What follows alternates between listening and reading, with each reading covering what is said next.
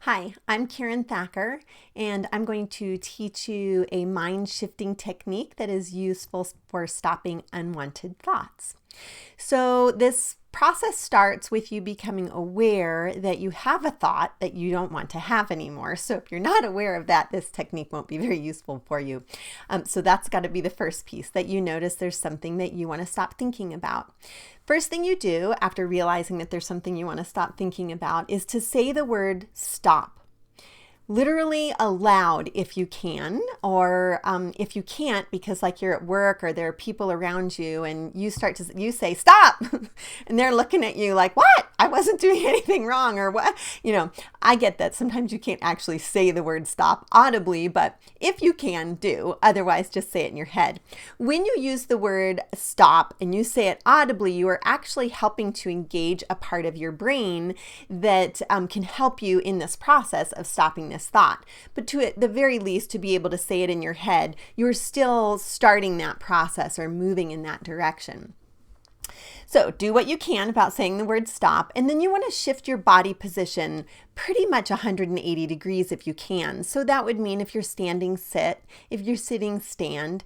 If you happen to be lying in bed or something, then roll over onto the other side, or I don't know, from your back to your stomach or whatever it is, but create an actual physical movement of your body. You're moving or connecting a kinesthetic part of your brain with in a way to help you through this process. So you're engaging all these different parts of your brain to be able to shift out of this space that you don't want to be in anymore. If you happen to be driving and you're going to do this, which actually, by the way, is fairly common for us when we're driving, especially if we're not talking with someone or listening to something, our mind tends to wander right down paths that sometimes we don't want to be going down. So this may be a skill you're doing while you're driving. You can move your body like that or something. You're holding the steering wheel, good old 10 and 2, and move your shoulders or kind of lift up a little bit. Whatever you can do to create some sort of body movement in there while still being safe as a driver. If you cannot do this process safely while driving, please pull over or whatever you happen to be doing. If you can't do this and be safe at the same time, don't do this technique, or stop doing whatever it was that you were doing and then do the technique. Okay, so you've shifted your body position after saying the word stop. Now you're going to begin to do a detailed narrative of what you see, what is around you. If you can look at nature, that's ideal. I happen to have just a wall and a shade to look at because if I had the shade down, there would be way too much light bouncing off of my glasses. So no nature for me to look at. But I'm going to do this detailed narrative of what I can see right in front of me.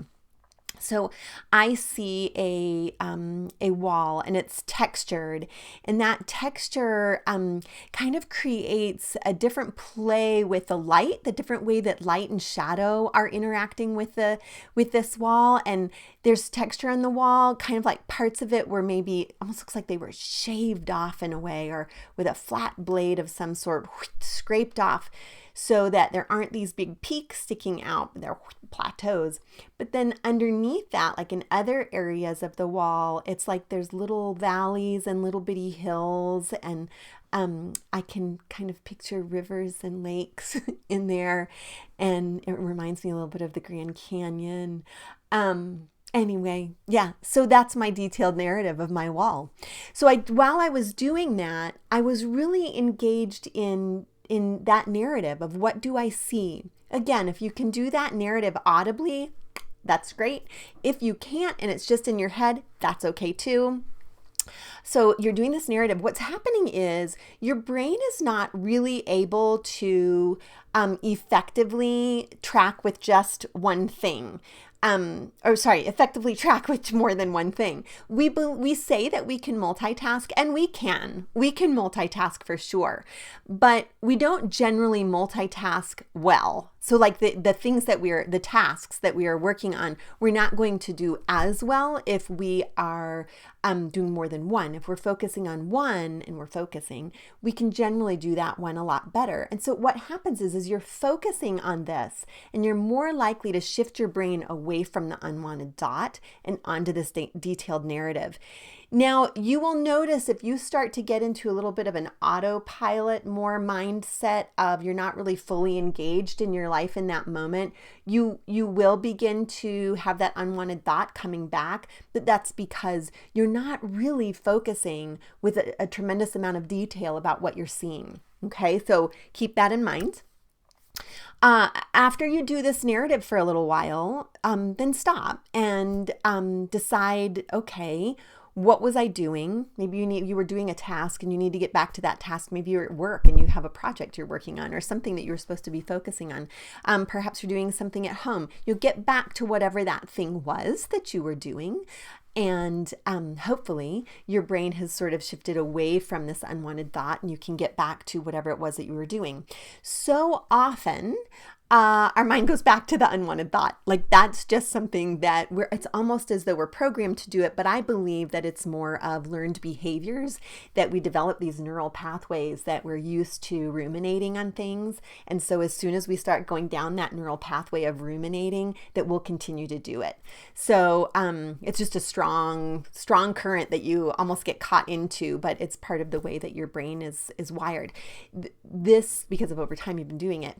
So this is another way to create a new pathway. This shifting your mind away from this unwanted thought gets your brain going down a new pathway that says, hey, I don't want to ruminate anymore. I want to do something different. And the more you practice this and engage this technique, the stronger that pathway will get. And if you do this kind of consistently, the old ruminating path begins to disintegrate some. I don't think they ever totally go away. There's some mixed research on this, but I just know from my own life, they don't totally go away, these unwanted behaviors or unwanted neural pathways. But I'm more likely to use the new ones if I've been engaging them more, or the healthy ones more and more and more and more. So I think of this stopping unwanted thoughts technique as a healthier neural pathway. What will happen is your thought will come back. That unwanted thought will come back. It isn't a once and done, like, oh, wait, I did that thought stopping technique Karen told me about and it didn't work because now here I am thinking about it again. Oh no, it just maybe helped you in that one moment. And it maybe only helps you for like 5 minutes and then that thought is back. You just do this exact same process again. Say stop, shift your body position, begin to do that detailed narrative. Do it for a little while, whatever makes sense to you. I mean, it could be a minute, it could be 5 minutes. I mean, it's up to you how long you want to do that and how much time you can afford to do that. I don't think you have to do it for a super, super long time. I think 5 minutes sounds like that would be a really long time to be doing this detailed narrative. Try it and see what happens for you and what kind of time works best for you. But you go through that process and then you get to, okay, what should I be doing now? Or what could I be doing right now? What was I working on that this interrupted? What do I want to be doing right now? This also might be a space for self-care too. It might be you have the time to be able to do something that is just kind of nurturing to your being, that is healthy, legal, and wise. So you could employ self-care in that space as well as you're shifting away from this technique and into just sort of living your life. So I always say rinse and repeat, right? Like you wash your hair, you rinse it and repeat. Sometimes it'll say that on the bottle. I think of that with this technique. So you do the technique, you're probably going to have to repeat it. It might be just a little bit down the road. It might be the next day. It might be a week later. I mean, I don't know. I can't tell you for sure what that will be for you, but you will probably likely need to repeat this. So I am a firm believer in using techniques that help us. And I don't like to tell people things that I have never used before. So I don't give techniques or information about things that I read in a book only or experienced in a workshop or a class only. I share with you the things that I have learned and that I have actually employed in my own life and that I've seen that they work. And this is one that really works. I've used it in situations where I had a lot of just relationship issues that were not going well, and the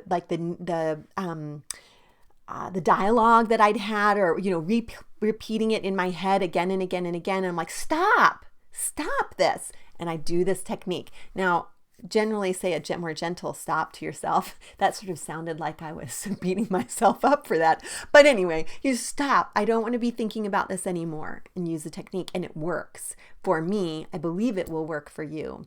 Just a little disclaimer on here. Sometimes there are certain mental health issues that we might have that cause us to ruminate. And it might be that this technique doesn't actually help you because what you need is maybe medication, or perhaps a medication joined with therapy, or maybe you need more therapy, like with a professional mental health counselor. So I encourage you, don't use this to replace the work that needs to be done with a professional. This is just for your everyday run-of-the-mill thoughts that you want to get rid of, and here's a technique that can be helpful. Okay?